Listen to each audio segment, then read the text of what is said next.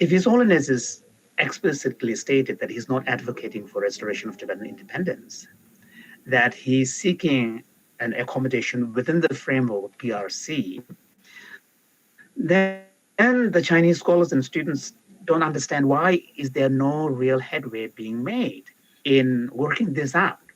So they're trying to figure out, but His Holiness has often told them that they should ask the Beijing government because the stumbling block is really coming from the Beijing side, not from him.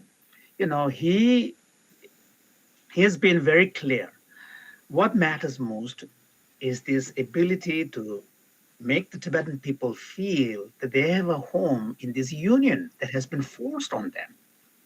You know, so within the PRC, that somehow the Tibetan people need to feel that Tibetan plateau is their home, that they have an agency on the ground, that they have some control over their language, distinct culture and civilization and ecology.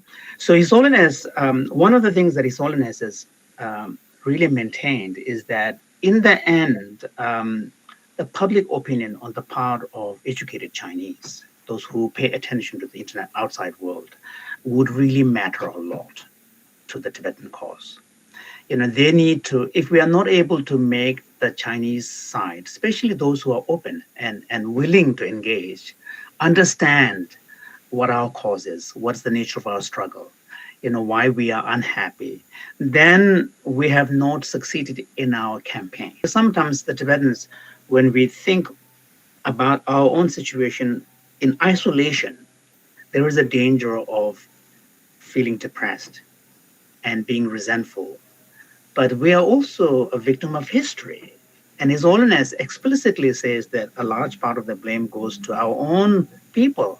We adopted an isolationist policy. We did not appreciate the world was changing after the First World War. They needed to be, the nations needed to demonstrate that they were independent. So His Holiness really and these are things which the younger generation of Tibetans need to know.